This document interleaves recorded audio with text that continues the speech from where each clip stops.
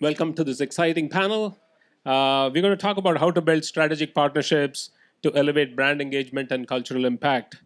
Um, in today's dynamic and fragmented media world, consumers are more discerning than ever, and brands are constantly looking to innovate and ways to cut through the noise. We are here at Cannes, a hub of creativity and innovation, and it's a perfect place to explore how collaboration can drive authentic engagement and leave a lasting cultural footprint. Um, so we have, Erica, Matt, and Yin here, representing three different distinct industries. It'll be great to hear how partnerships have evolved over time. So, in no particular order, if we can kick off, say why strategic partnerships matter now. You want to go first, Erica? Is that a question I can really answer? No.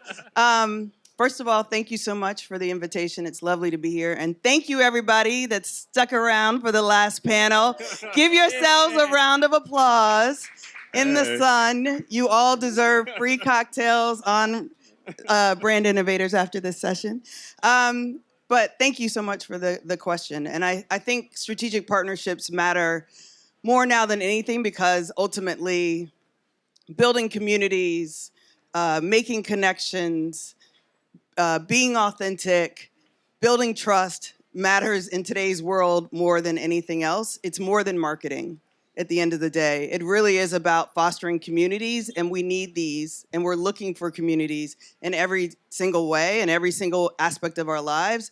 And I think the idea of strategic partnerships allows for that, and also allows for innovation in ways that maybe we wouldn't be able to do on our own. Yeah, Yin, with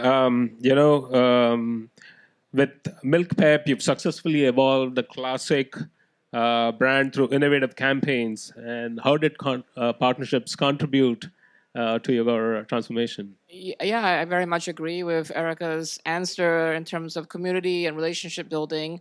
I mean, milk is an almost ubiquitous product. It is in 9 out of 10 households in the US. So we don't have an awareness problem. We have a reconsideration problem. And so working with unexpected partners just makes people look. That's like half the battle with milk, of forcing people to think about it in new and different ways. If I flip from my CMO hat to my CEO hat, I also think it's about a portfolio of choices and risk management. And, they used to say it takes a village to raise a child. Nowadays, it takes a village to run a marketing campaign. And so I think if you think about your partnership strategy to round out that village, and different partners bring different things, hopefully in a win-win-win. Awesome. Matt, at Activision, you're constantly at the intersection of gaming, entertainment, and technology. What makes strategic partnerships essential for your brands? At Activision, I feel like we look for every opportunity to partner. We work with creators, we work with other brands, we work with entertainment IP. Really, for us, because we are really a culture-driven game, we are constantly looking for opportunities to bring that cultural clout to our partners, and for those partners to kind of push us and bring cultural clout back to us. So I would say we always look for the partnership first, and that is a big part of our strategy and how we stay as a relevant brand, every year.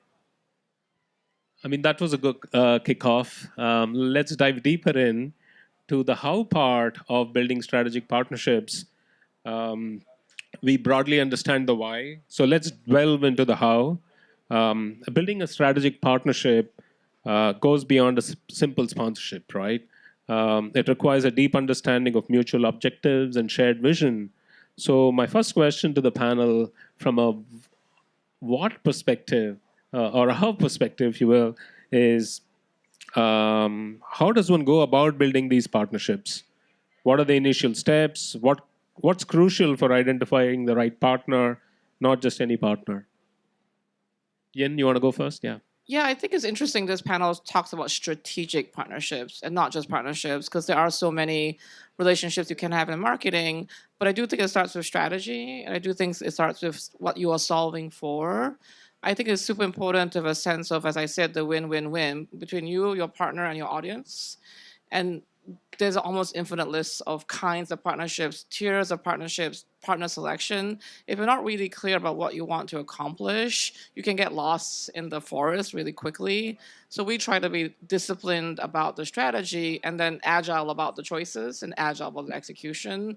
And I think time spent up front defining what the win-win-win could be gives you, I think, a tighter criteria for selecting it. And then, we use our agency ecosystem to always be scanning the horizon, from influencers to leagues to athletes. And for us, it's an always-on exercise. That's very interesting, and that leads nicely into Erica. At TikTok, where partnerships can emerge organically from creator communities, how do you formalize and scale these partnerships through brand alliances? I mean, I think the idea of scaling partnerships, sometimes it is just as organic as the beginning of the partnership. I think it also, I 100% agree with what Yin said. I think strategy is key. I think sometimes something will pop off organically, and then it's a question of, is that partner in the right mindset to take advantage of this situation, or are they afraid? And I think, the idea of this fear-based marketing, or let's not do something wrong, or we've got to do it right, or what about our brand book? Yeah, what about your brand book, right?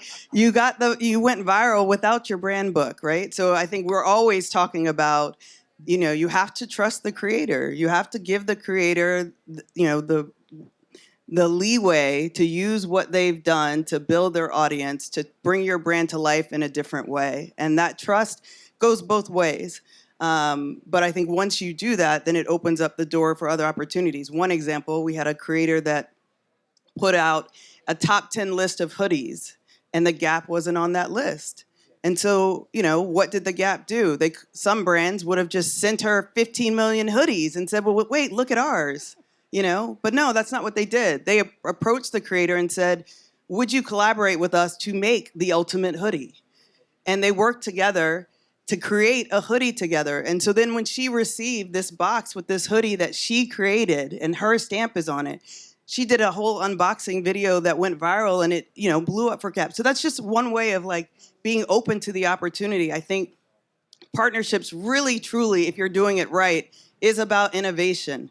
It's about being open to doing things that you've never done before and being on the same page about what that ultimate goal is through that relationship. That's amazing. I would love to get that hoodie. Sure to go look at Me it. too. Matt, from a brand like Activision, which partners with major entertainment titles and even other games, what's your strategic framework for evaluating potential partners? So we have partnerships across many different areas of our business.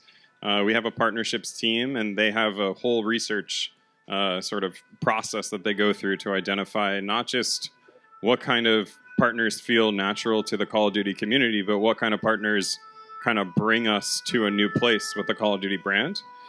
So I don't want to speak too heavily on behalf of them, but I'll say they have a very disciplined process. They have a financial analysis process where they make sure that they think that there's a real angle here for a partnership that's revenue driven, or they have an alternative process where it's really just about co-value, right? Are we bringing our brand to a brand that will essentially bring Call of Duty to a new place, and that is a real sort of fan analysis kind of comparison where we say, hey, are we just continuing to talk to ourselves through a different channel? And that's really not what we're not looking for. We're looking for bands that kind of push us into new territory, and vice versa. No, I mean, there's a lot of change and shifts that are happening. Again, how has the nature of partnerships kind of evolved over time? Jen, would you want to actually weigh in on that? Yeah, that's a great question. I mean, MilkPEP has a long history of partnerships. From the early days of Got Milk, we've partnered with some, major platform things like the Olympics, the NFL. Right now, I think our partnerships are maybe more lightweight because one of the things we value is being able to move at the speed of culture. And some of these long-standing partnerships are wonderful. They bring you great audiences, with a aligned mission. But they're often multi-year.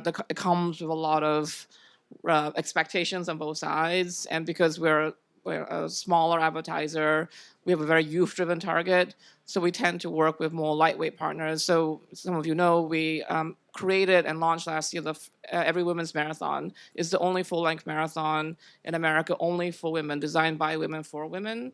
And so we were able to work with small up-and-coming endemic running partnerships like Fleet Feet and Rabbit, and it was a great value exchange, right? They were able to bring their product, bring value to that running community, and we're able to position milk as a fuel. And so it's lightweight, right? We could have gone and signed something with the National Running Association for 5 years and had many, many meetings, but we are trying to move fast. I think it's probably the biggest difference for us. That's very interesting you say that. And, shared values, audience alignment, all of them continue to be the key themes. But how do you do it with agility becomes an important element of being part of the culture. Yeah. So Matt, weighing in on the evolution of how partnerships have come to be, how has the type of partners you choose or you seek and the depth of collaboration shifted over years?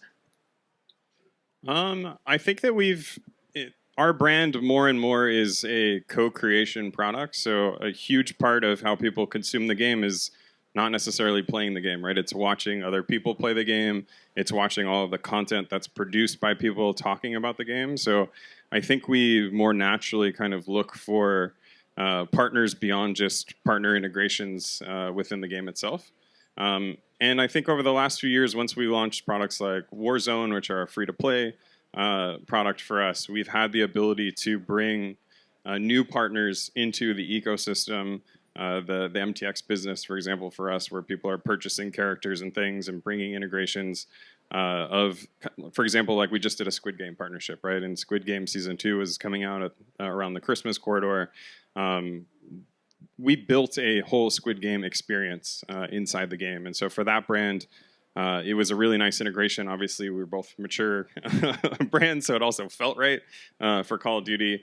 But that is something that we weren't really able to do a few years ago. So I think we're looking for both of those. Our partnerships are more and more with creators who are essentially representing our brand to their communities, and they're more and more with other IP partners who are looking to kind of build that cultural connection. So their big entertainment launch is co-promoted by everything that we have going on in our game, and those partnerships tend to drive a tremendous amount of scale for the partners, as well as give people something to be really excited about to jump back into our game. Because we have a live game, essentially you have a game where it has its big launch moment and then it needs to sustain for an entire year. So how are these things giving players a reason to come back and play and engage with that partnership?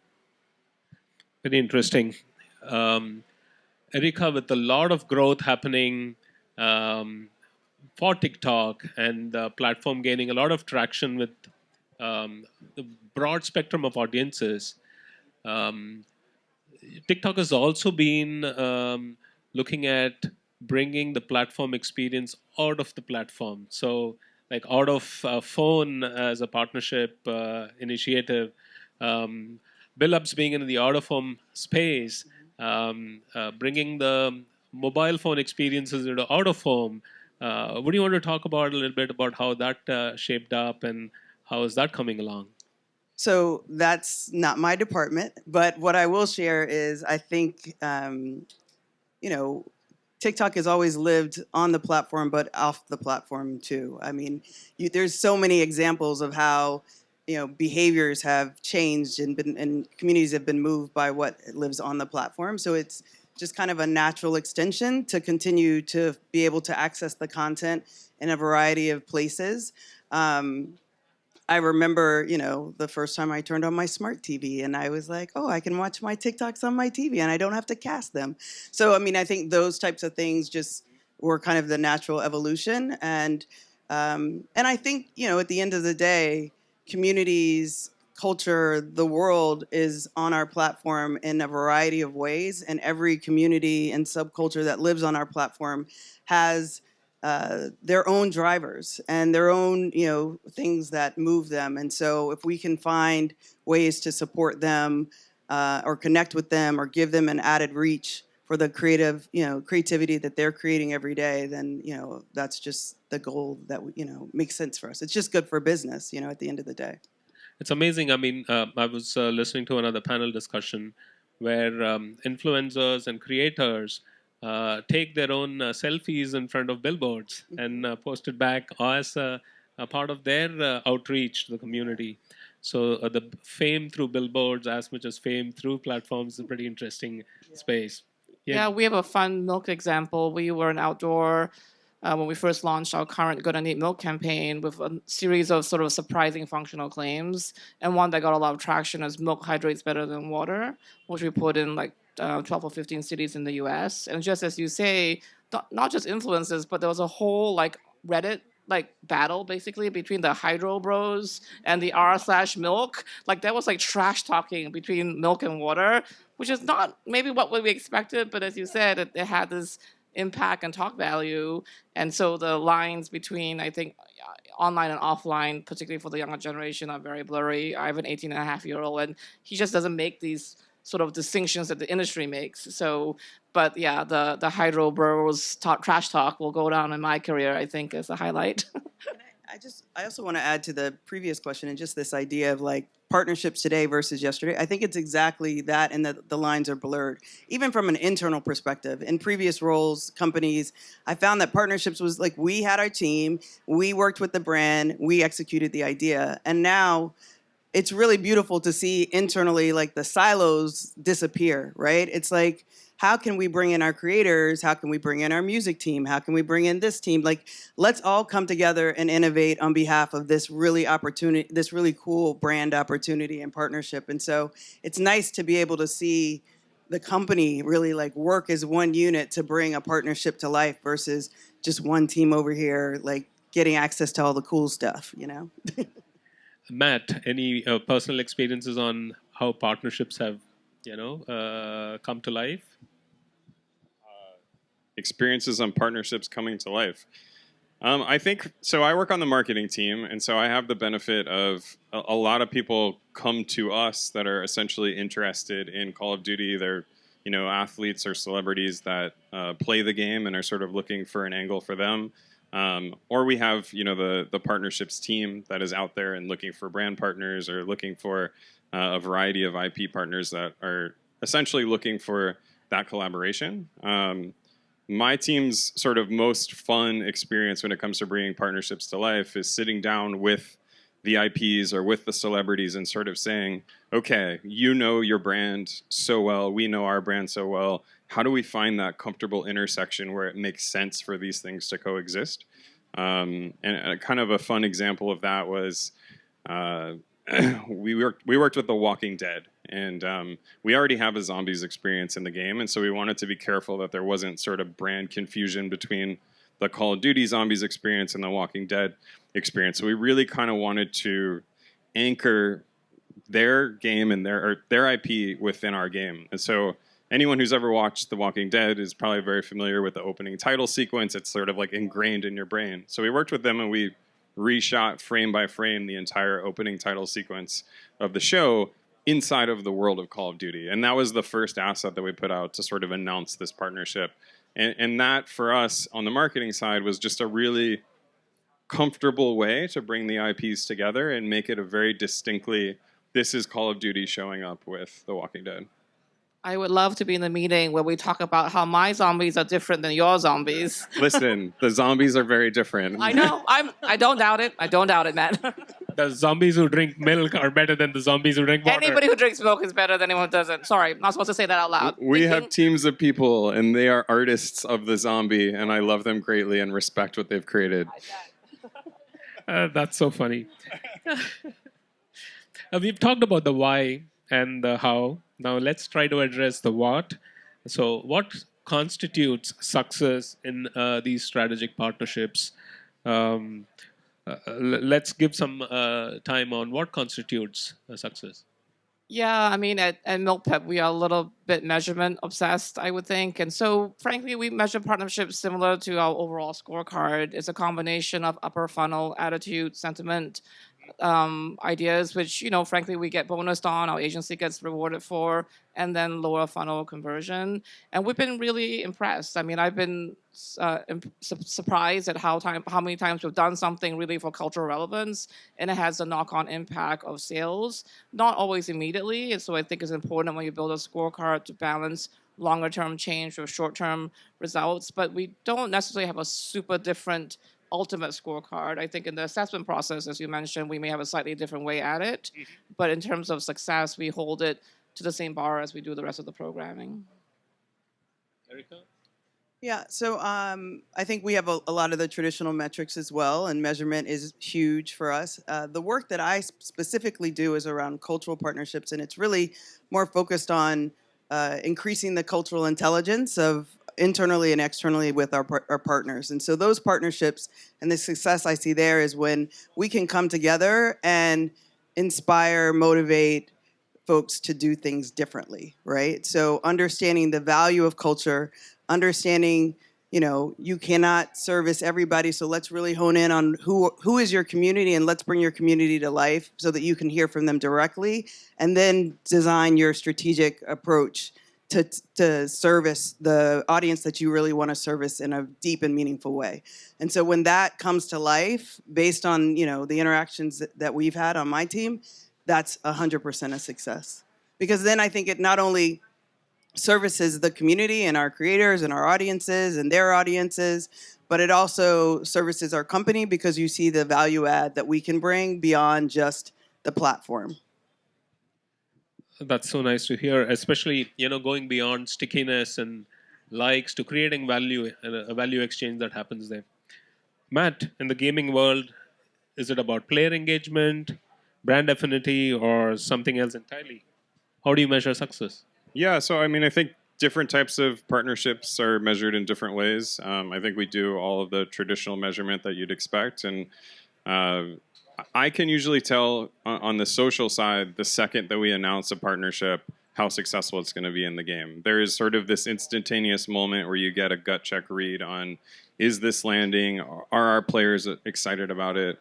Is the community that it's bringing to Call of Duty a community that feels like a natural fit, that's excited about it?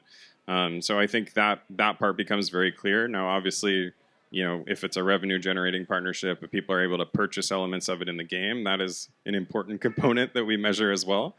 And then I think when we look about it more through the marketing lens, sort of the internal view before we even go to market, we talk about how do we go to market and how do we think about going to market. And we have a methodology that we use that's essentially swagger, scale, and stature. And we sort of sit down and we say, okay, if we're going to bring this to market for Call of Duty, how does it check these boxes? How is it doing it the right way? How is it something that only Call of Duty can do? And if we can't find that right framework, then we keep working it until we find the right way to bring it to market. And I think that is why we have such initial clear success right out of the gate in terms of a read of did we land it, and is this partnership going to land in the game? What was the second one? Swagger?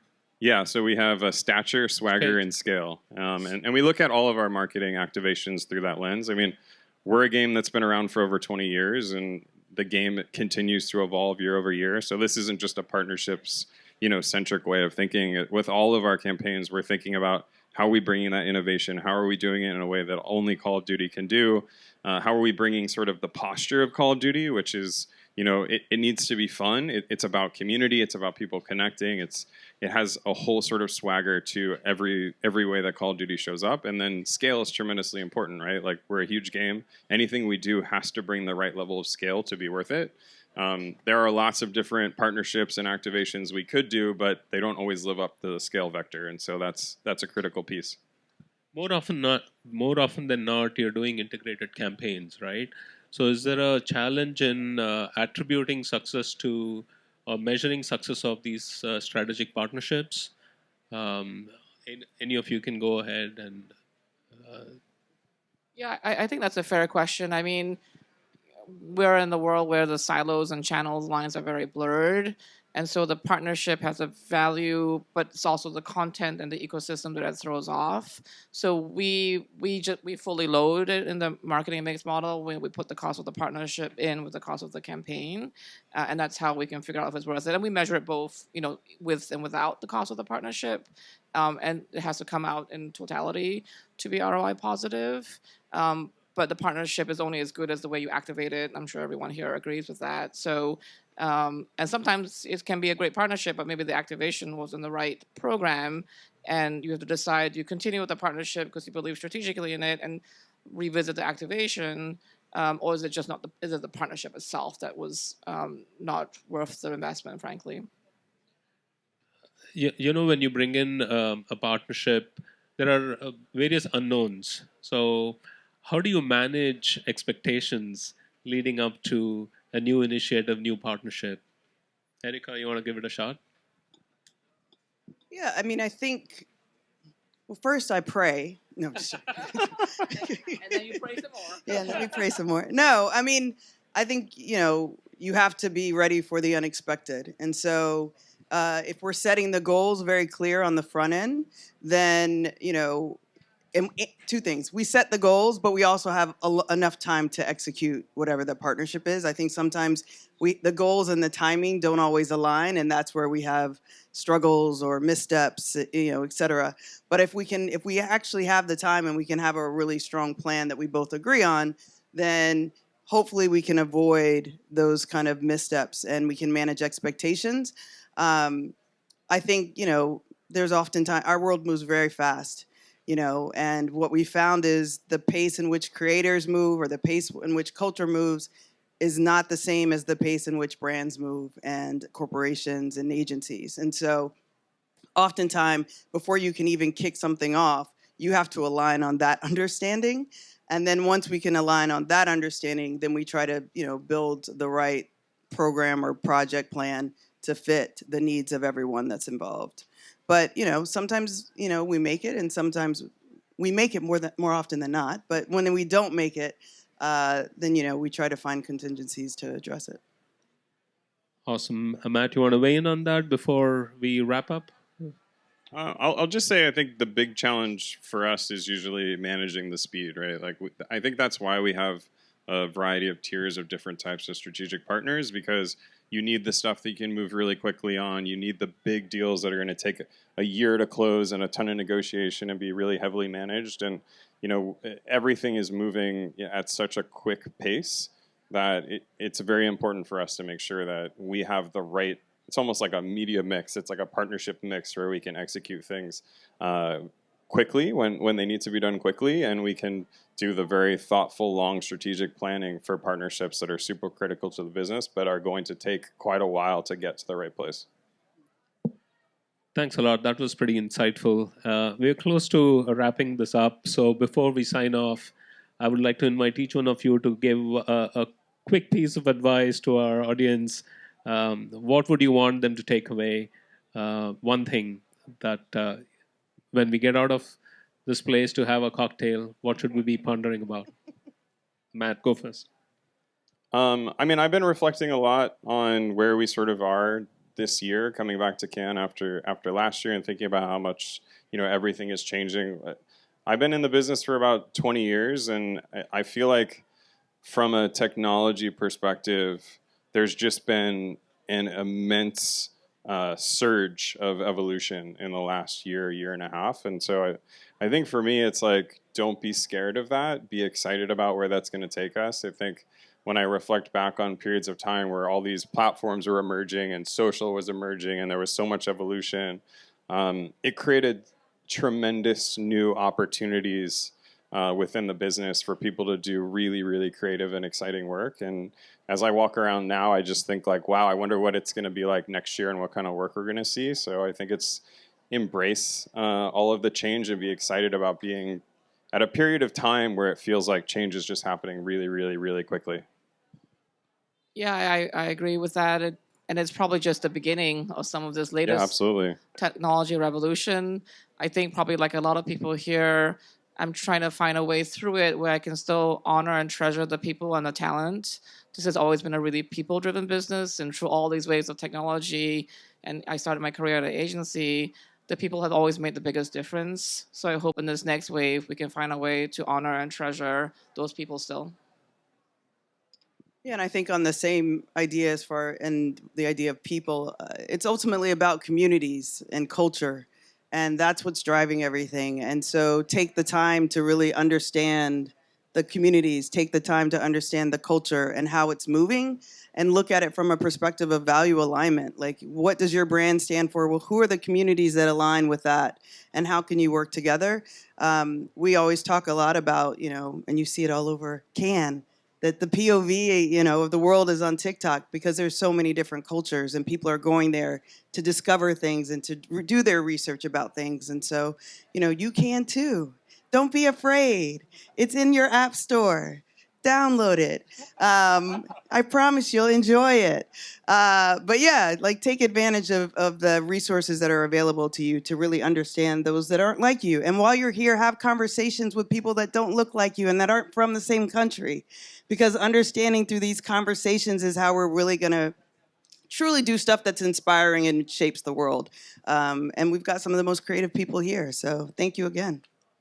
That was awesome. Thank you, Erica, Yin, Matt. If I were to sum this up, it's right. We talked about a lot of content. All of these partnerships are about creating meaningful content, meaningful experiences through the content, creating, being part of that community, understanding that community, and creating value for that community, and creating a value exchange between what the brand has got, what the platforms have got, and what the consumers need. And when you have these three C's structured properly, content, community, and the currency, you create meaningful experiences, and your partnerships will be of great success. Thank you very much for spending your time with us. Thank you. Thank you. Thank you.